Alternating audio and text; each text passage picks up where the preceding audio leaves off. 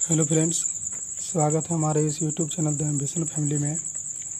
आज के इस वीडियो में हम लोग पॉलिटी सेक्टर से ही एक चैप्टर वाइज क्रम के रूप में पढ़ना शुरू करेंगे।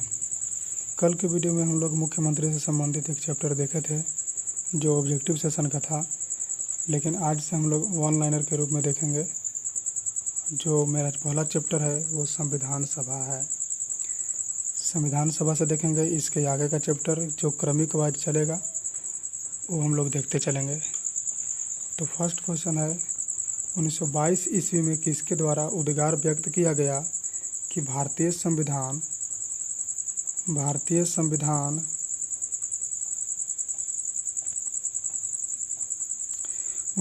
ईस्वी में किसके द्वारा उद्गार व्यक्त किया गया कि भारतीय संविधान भारतीयों की इच्छा अनुसार होगा? तो ये किया गया था महात्मा गांधी के द्वारा। नेक्स्ट क्वेश्चन है, 1924 में किसके द्वारा ब्रिटिश सरकार से यह मांग की गई कि भारतीय संविधान के निर्माण के लिए संविधान सभा का गठन किया जाए? क्वेश्चन नंबर 2 कहता है कि 1924 में किसके द्वारा ब्रिटिश सरकार से यह मांग की गई कि भारतीय संविधान के निर्माण के लिए संविधान सभा का गठन किया जाए? तो ये मांग किए थे मोतीलाल नेहरू। कब किए थे? 1924 में। थर्ड नंबर क्वेश्चन है कि संविधान सभा के विचार का औपचारिक रूप से प्रतिपादन किसके द्वारा किया गया? तो ये किया गया था एम.एन. राय के द्वारा। संविधान सभा के विचार का औपचारिक रूप से प्रतिपादन किसके द्वारा किया गया था? तो एम.एन. राय का। चौथा नंबर क्वेश्चन है, संविधान सभा को किसने मूर्त रूप प्रदान किया? संविधान सभा को किसने मूर्त रूप प्रदान किया? तो ये थे जवाहरलाल नेहरू। जवाहरलाल नेहरू ने संविधान सभा को मूर्त रूप प्रदान किए थे। नेक्स्ट क्वेश्चन देखते हैं। 5 नंबर क्वेश्चन है, कांग्रेस ने किस वर्ष किसी प्रकार के बाह्य हस्तक्षेप के बिना भारतीय जनता द्वारा संविधान के निर्माण की मांग को लेकर प्रस्ताव पारित किया था? क्वेश्चन है कि कांग्रेस ने किस वर्ष किसी प्रकार के बाह्य हस्तक्षेप के बिना भारतीय जनता द्वारा संविधान के निर्माण की मांग को लेकर प्रस्ताव पारित किया था? तो ये किया था 1936 में। कब किया था? 1936 में किया था। Third number question 6 number question है, 1938 में किस व्यक्ति ने वयस्क मत अधिकार के आधार पर संविधान सभा के गठन की मांग की? 1938 में किस व्यक्ति ने वयस्क मत अधिकार के आधार पर संविधान सभा के गठन की मांग की? तो ये थे जवाहरलाल नेहरू। 1938 में जवाहरलाल नेहरू ने वयस्क मत के अधिकार पर उसके आधार पर संविधान सभा के गठन की मांग की। 7 नंबर क्वेश्चन है, वर्ष 1942 में किस योजना के तहत यह स्वीकार किया गया कि भारत में एक निर्वाचित संविधान सभा का गठन होगा जो युद्ध उपरांत संविधान सभा का निर्माण करेगी? क्वेश्चन बोलता है कि वर्ष 1942 में किस योजना के तहत यह स्वीकार किया गया कि भारत में एक निर्वाचित संविधान सभा का गठन होगा जो युद्ध के उपरांत संविधान का निर्माण करेगी? तो ये था क्रिप्स में। क्या था? क्रिप्स योजना। नेक्स्ट नंबर क्वेश्चन कहते हैं, संविधान सभा के गठन की मांग सर्वप्रथम 1895 में किसके द्वारा की गई? तो ये किया गया था बाल गंगाधर तिलक। संविधान सभा के गठन की मांग सबसे पहले यदि बोले कि संविधान सभा के गठन की मांग सबसे पहले किसके द्वारा किया गया था, तो वो किया गया था बाल गंगाधर तिलक के द्वारा। कब किया गया था? 1895 ईस्वी में। 9 नंबर क्वेश्चन है, भारत की संविधान सभा गठित करने का आधार क्या था? तो कैबिनेट मिशन 1946। भारत की संविधान सभा किसके अनुसार गठित हुई? तो ये भी वही आंसर है, कैबिनेट मिशन 1946 के तहत भारत का जो संविधान सभा गठित हुआ था। नेक्स्ट क्वेश्चन, सन 1936 में भारतीय राष्ट्रीय कांग्रेस द्वारा संविधान सभा के गठन की मांग कहाँ पर हुए अधिवेशन में रखी गई? तो फैजपुर में। क्वेश्चन कहता है कि सन 1936 में जो भारतीय राष्ट्रीय कांग्रेस द्वारा संविधान के गठन की मांग रखा गया था वो किस अधिवेशन में रखा गया था? तो वो रखा गया था फैजपुर में। कहाँ रखा गया था? फैजपुर। तो इसका आंसर हो जाएगा फैजपुर। कैबिनेट मिशन योजना के अनुसार संविधान सभा में कुल कितने सदस्य होने थे? तो 389 गो। कैबिनेट मिशन योजना के अनुसार संविधान सभा में कुल कितने सदस्य होने थे? तो 389 गो सदस्य होना था। नेक्स्ट क्वेश्चन देखते हैं। संविधान सभा के विभिन्न प्रांतों के लिए 292 सदस्यों का निर्वाचन होना था। संविधान सभा में जब निर्वाचन हो रहा था तो विभिन्न प्रांत को मिला करके 292 सदस्यों का निर्वाचन होता था। इनमें से कांग्रेस के कितने प्रतिनिधि निर्वाचित होकर आए? तो इस 292 को जो सदस्य था उसमें कांग्रेस के कितने सदस्य निर्वाचित होकर आए थे? तो कितने आए थे? 208 सदस्य निर्वाचित होकर के आए थे। तो क्या हो जाएगा? 208 हो जाएगा। 208 हो जाएगा। 14 नंबर क्वेश्चन कह रहा है कि पूर्ण गठन के फलस्वरूप वर्ष 1947 में संविधान सभा के सदस्यों की संख्या कितनी रह गई? तो 299। जब पाकिस्तान का पूर्ण गठन हुआ 1947 में तो उस समय के बाद संविधान सभा के सदस्यों की जो संख्या रह गई थी वो 299 रह गया था। ठीक है, जिसमें कांग्रेस को 229 और देसी रियासत को 70 था। कांग्रेस को 229 था और देसी रियासत 70।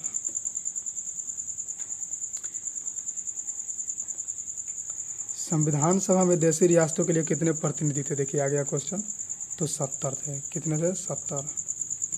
और पूर्ण गठित संविधान सभा में विभिन्न प्रांतों के लिए कितने प्रतिनिधि थे? 229। कांग्रेस, मुस्लिम, इस सबको मिला करके 229 था। उस समय हम कांग्रेस बोले, जो नहीं होगा, जो कांग्रेस, मुस्लिम और सिख ये सब सभी को मिला करके 229 थे। ठीक है, जबकि देशी रियासत कितना था? तो 70 था। कैबिनेट मिशन योजना के अंतर्गत संविधान निर्मात्री परिषद में प्रत्येक प्रांत के आवंटन सदस्य संख्या निर्धारित करने के लिए एक प्रतिनिधि कितनी जनसंख्या के अनुपात में था? तो 10 लाख व्यक्ति। 10 लाख व्यक्ति। अब जैसे संविधान सभा में व्यक्तियों का जो प्रतिनिधित्व दिया गया था वो जनसंख्या के आधार पर दिया गया था।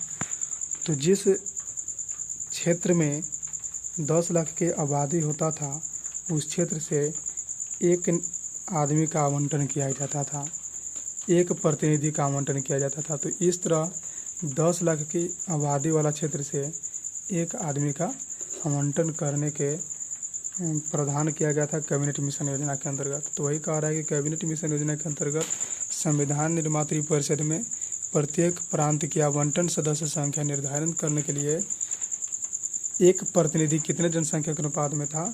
तो ये था 10।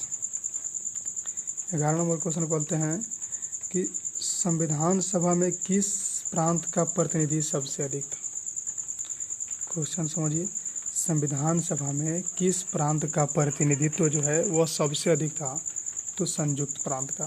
संयुक्त प्रांत का जो प्रतिनिधित्व था वो सबसे अधिक था। नेक्स्ट क्या देखते हैं, संविधान सभा में किस देशी रियासत के प्रतिनिधि ने भाग नहीं लिया था? संविधान सभा में किस देशी रियासत के प्रतिनिधि ने भाग नहीं लिया था? तो वो था हैदराबाद। हैदराबाद एक ऐसी देशी रियासत था जो संविधान सभा जब बन रहा था तो उसमें ये प्रतिनिधि के रूप में भाग नहीं लिया था। 20 क्वेश्चन कह रहा है कि B.R. अम्बेडकर का जो निर्वाचन हुआ था संविधान सभा में वो किस राज्य से हुआ था? तो पश्चिम बंगाल से हुआ था। B.R. अम्बेडकर का संविधान में निर्वाचन कहाँ से हुआ था? पश्चिम बंगाल से। मुस्लिम लीग ने किस कारण संविधान सभा का बहिष्कार किया? मुस्लिम लीग किस कारण संविधान सभा का बहिष्कार किया? तो मुस्लिम लीग मुस्लिमों के लिए एक अलग संविधान सभा चाहता था। मुस्लिम लीग संविधान सभा का बहिष्कार इसलिए किया था कि मुस्लिम लीग जो है वो मुस्लिमों के लिए एक अलग संविधान सभा का निर्माण चाहता था। यही कारण है कि मुस्लिम लीग संविधान सभा का बहिष्कार किया। 22वां नंबर क्वेश्चन है कि संविधान सभा के सदस्य प्रतिनिधि थे। संविधान सभा के सदस्य प्रतिनिधि थे किसके द्वारा? तो जनता द्वारा अप्रत्यक्ष निर्वाचित। जनता द्वारा क्या थे? अप्रत्यक्ष निर्वाचित थे। अप्रत्यक्ष का मतलब होता है जनता डायरेक्ट उसको नहीं चुनता था, उसको एक बैठक के द्वारा चुना जाता था। इसी को हम बोलते हैं अप्रत्यक्ष। प्रत्यक्ष का मतलब होता है कि जनता डायरेक्ट उसको चुनेगा। ठीक है। 23 नंबर क्वेश्चन है कि भारतीय संविधान निर्मात्री सभा, भारतीय संविधान निर्मात्री सभा आंसर में प्रांतीय विधानसभाओं द्वारा परोक्ष रूप से अनुपातिक प्रतिनिधित्व प्रणाली द्वारा चुनी जाती है। तो इसमें क्वेश्चन जो मेन क्वेश्चन है क्वेश्चन कह रहा है कि भारतीय संविधान निर्मात्री सभा जो है किसके द्वारा चुनी गई थी। तो इसका आंसर है प्रांतीय विधानसभाओं द्वारा। प्रांतीय विधानसभा द्वारा परोक्ष रूप से अनुपातिक प्रतिनिधित्व प्रणाली द्वारा चुनी गई थी। तो इसका आंसर क्या है, एक बार पढ़ लेते हैं। प्रांतीय विधानसभा द्वारा परोक्ष रूप से अनुपातिक प्रतिनिधित्व प्रणाली द्वारा चुनी गई थी। 24 नंबर क्वेश्चन, संविधान सभा को किसने बनाया था। तो किसने बनाया था, तो संविधान सभा ने। भारतीय संविधान को किसने बनाया, तो संविधान सभा। संविधान सभा के लिए चुनाव कब संपन्न हुए, 1946 में। 1946 में जब कैबिनेट मिशन आया उसके बाद ही क्या हुआ, संविधान सभा के लिए चुनाव संपन्न हुए। और जब संविधान सभा के चुनाव संपन्न हो गया तो जाहिर सी बात है कि अब उसका संविधान निर्माण करने के लिए बैठक आयोजित होगा। तो संविधान सभा का पहला बैठक हुआ। संविधान सभा की स्थापना कब हुई, तो 9 दिसंबर 1946 को। या संविधान सभा की पहली बैठक कब हुई थी, तो 9 दिसंबर 1946 को दिल्ली में हुआ था। और वहाँ जो है एक पुस्तकालय के काउंसिल चैम्बर था। उसी पुस्तकालय के काउंसिल चैम्बर में भारतीय संविधान सभा का पहली बैठक हुआ था 9 दिसंबर 1946 को। देखिए आगे क्या क्वेश्चन है, संविधान सभा का प्रथम अधिवेशन कहाँ हुआ था, तो अभी बताएं कहाँ, दिल्ली में। अब जो प्रथम अधिवेशन में हुआ था तो उसमें सबसे बुजुर्ग आदमी जो थे उन्हीं को अध्यक्ष के रूप में चुन लिया जाता है।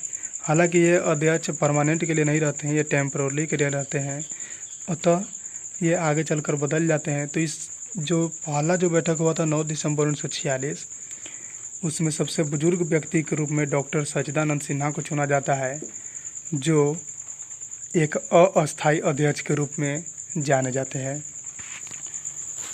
तो संविधान सभा का उद्घाटन अधिवेशन मतलब 9 दिसंबर 1946 पहला अधिवेशन। उद्घाटन अधिवेशन की अध्यक्षता किसने किया था, तो सबसे बुजुर्ग व्यक्ति जो थे वो डॉक्टर सच्चिदानंद सिन्हा थे, जो प्रतिनिधित्व किए थे। तो कहीं कहीं ये भी क्वेश्चन देता है कि अस्थायी अध्यक्ष कौन थे, तो सच्चिदानंद सिन्हा। संविधान सभा का पहला सत्र कब हुआ, अभी बताएं, 9 दिसंबर 1946 को। संविधान सभा के अस्थायी, देखिए आ गया, अस्थायी अध्यक्ष कौन था, तो अस्थायी अध्यक्ष कौन थे, तो सच्चिदानंद सिन्हा। संविधान सभा के अस्थायी अध्यक्ष सच्चिदानंद सिन्हा थे, जो कि उस समय के सबसे बुजुर्ग व्यक्ति थे।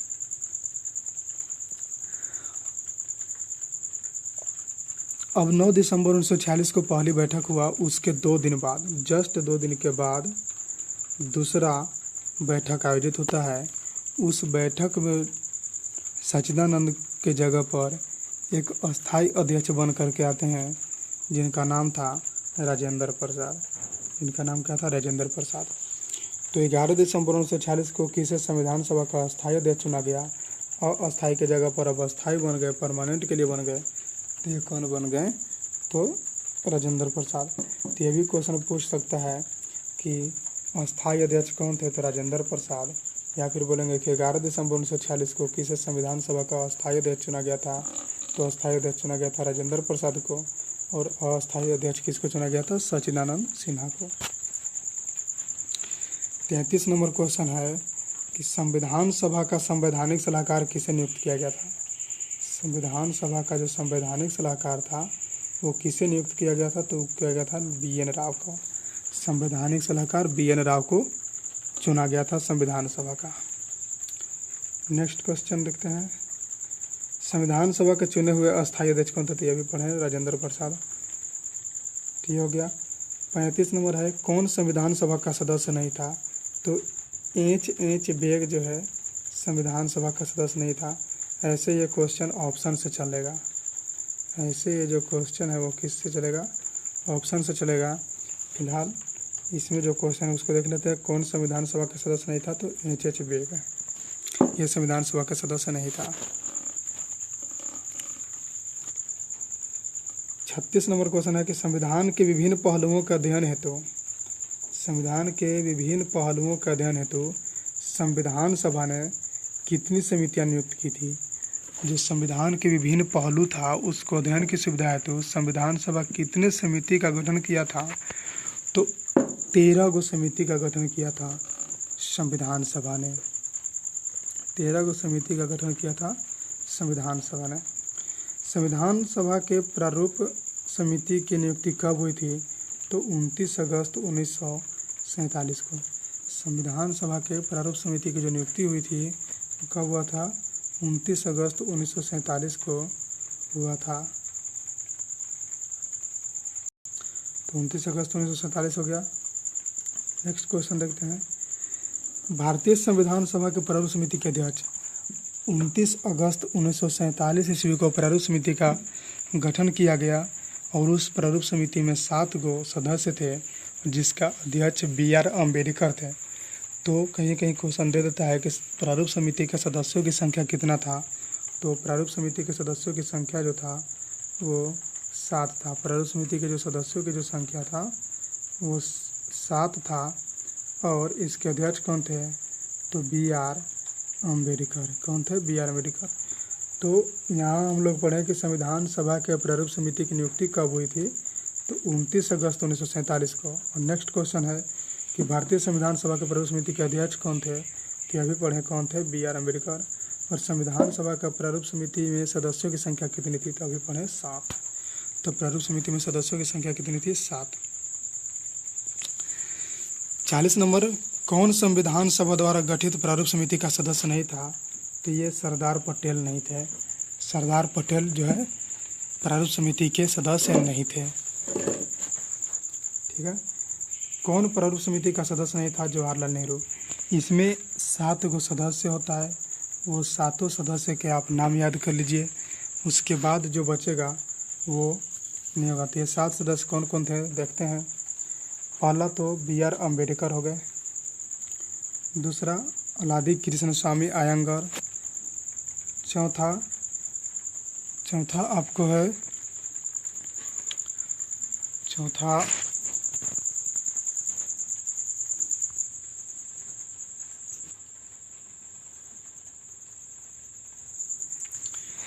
तो प्रारूप समिति के जो सदस्यों की संख्या थे वो 7 थे। पहला सदस्य डॉक्टर भीमराव अंबेडकर थे जो अध्यक्ष थे प्रारूप समिति के। दूसरा थे N गोपाल स्वामी अयंगर, तीसरा अलादी कृष्ण स्वामी अय्यर, चौथा कन्हैया मणिकलाल मुंशी, पांचवा सैयद मोहम्मद सादुल्ला, छठा N माधवराव। जो N माधवराव जो थे ये थे BL मित्रा के स्थान पर। इनके जगह पर पहले BL मित्र थे, इनके बाद जो BL मित्र के स्थान पर कौन आए थे? N माधवराव। और 7वां थे DP खेतान। ये जो 7 नाम है, इस 7 नाम के अलावा जितने भी जवाहरलाल नेहरू आ जाए, वल्लभ भाई पटेल आएगा, जो भी नाम आ जाए, ये 7 के अलावा वो प्रारूप समिति के सदस्य नहीं थे। तो एक बार फिर हम लोग इक्वल कर लेते हैं, साथ साथ बोलिएगा। तो प्रारूप समिति के सदस्यों की संख्या 7 थी। इनके अध्यक्ष BR अम्बेडकर थे। वो 7 कौन कौन थे? तो पहला डॉक्टर भीमराव अम्बेडकर जो इनका अध्यक्ष थे, दूसरा N गोपाल स्वामी अयंगर, तीसरा अलादी कृष्ण स्वामी अय्यर, चौथा कन्हैया लाल मणिकलाल मुंशी, पांचवा सैयद मोहम्मद सादुल्ला, छठवां N माधवराव जो BN बापट के स्थान पर आए थे, BL मित्रा के स्थान पर आए थे, और 7वां है DP खेतान, है ना।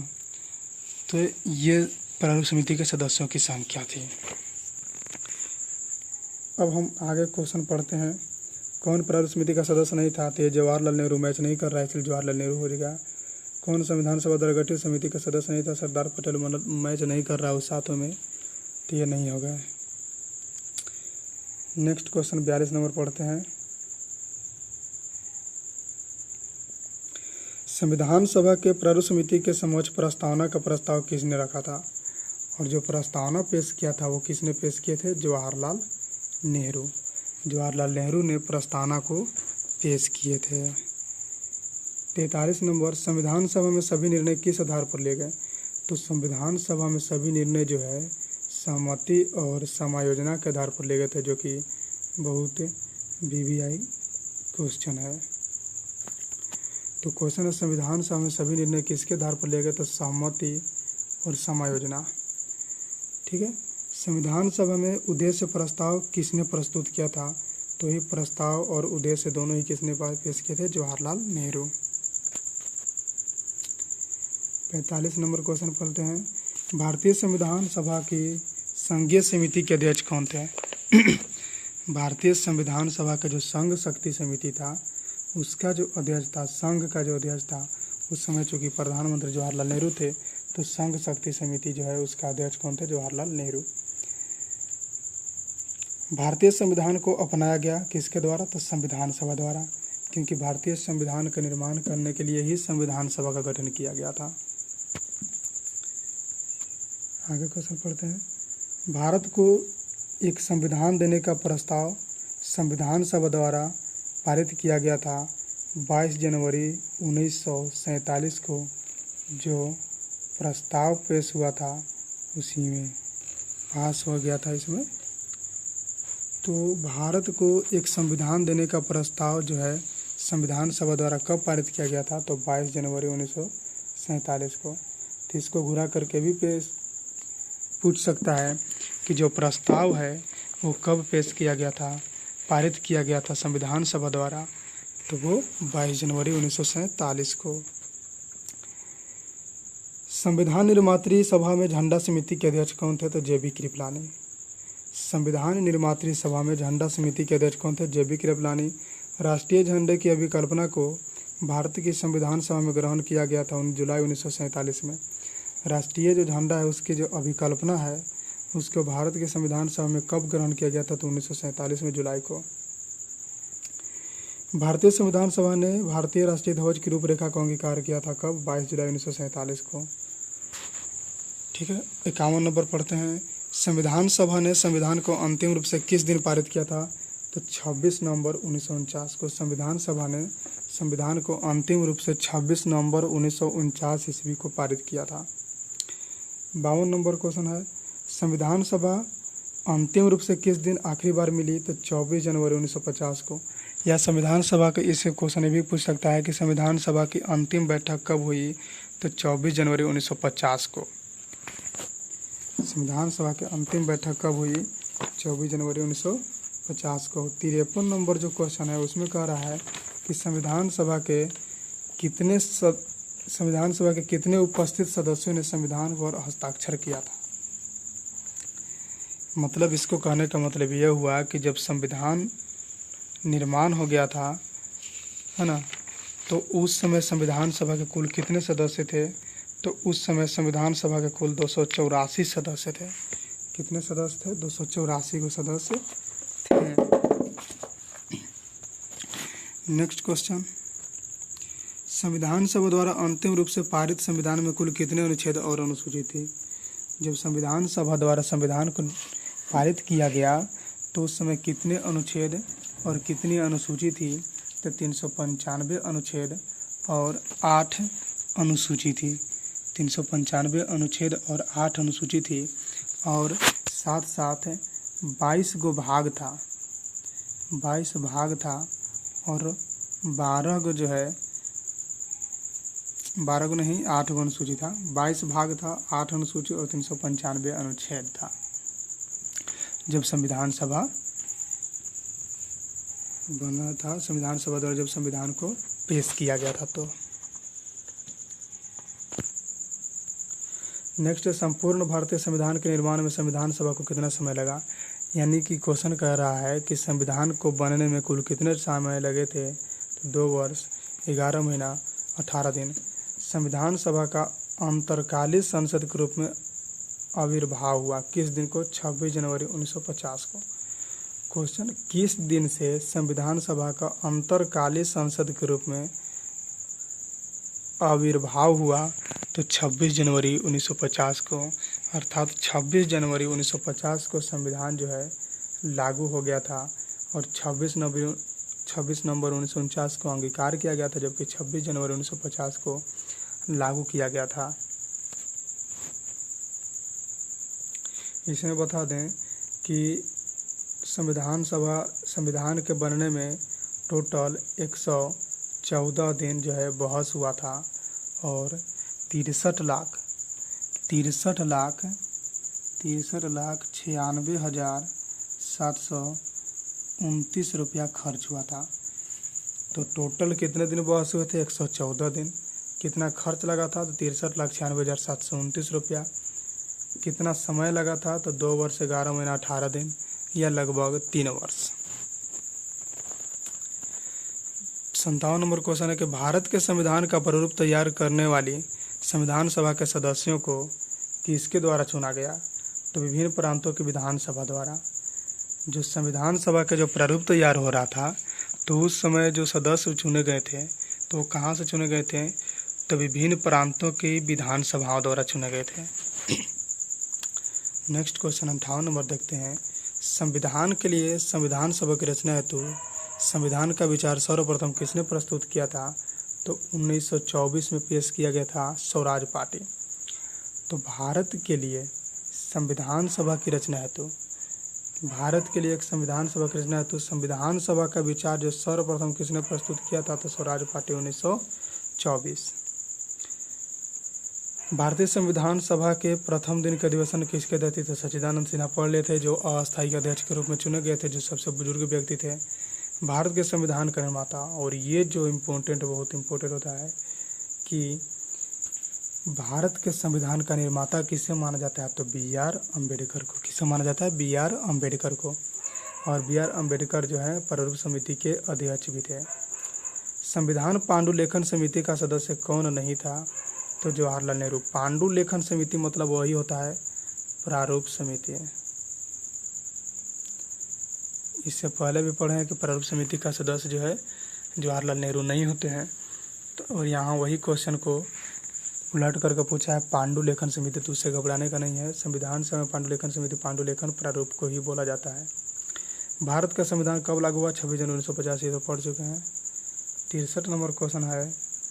संविधान को 26 जनवरी के दिन लागू करने का निर्णय इसलिए किया गया क्योंकि कांग्रेस ने इस तिथि को 1930 में स्वतंत्रता दिवस के रूप में मनाया था।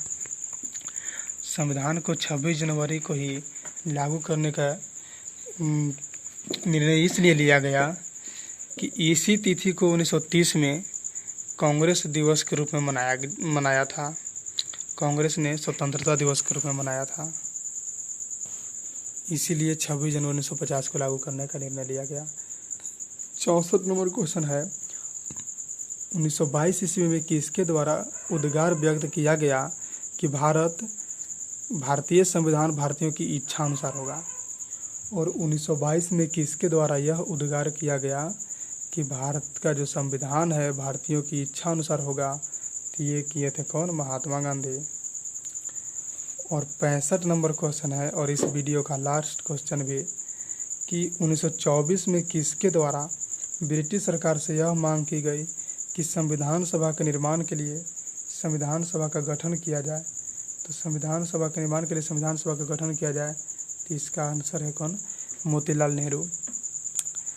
इसके अलावा संविधान सभा में महिला सदस्यों की जो संख्या थी, संविधान सभा में महिला सदस्यों की संख्या कितनी थी? 15 थी। संविधान सभा में महिला सदस्यों की संख्या 15 थी और अनुसूचित जातियों की संख्या कितनी थी? 33। अनुसूचित जनजाति के सदस्यों की संख्या कितना था? तो 33। तो महिला के सदस्यों की संख्या 15 था और अनुसूचित जनजाति सदस्यों की संख्या कितना था? 33। तो फ्रेंड, आज का वीडियो यहीं पर समाप्त होता है और अगले दिन हम अगले अध्याय की ओर देखेंगे जो इसके आगे का चैप्टर होगा। तब उम्मीद करता हूँ कि यह वीडियो आप लोग का अच्छा लगता होगा। यदि अच्छा लगता है तो लाइक, सब्सक्राइब और शेयर करना ना भूलें। और हम साइंस का भी वीडियो लाने जा रहा हूँ, जो आज कोरोना के कहर से जो मैट्रिक क्लास है, सब मैट्रिक क्लास का जो है क्लास रुका हुआ है बोर्ड का, तो उन लोग को भी हम क्लास स्टार्ट करना चाहते हैं, जो जल्द में ही आप यहाँ से क्लास स्टार्ट किया जाएगा। सो बने रहे हमारे वीडियो के साथ। फिर मिलेंगे अगले वीडियो में, तब तक के लिए धन्यवाद। Thank you.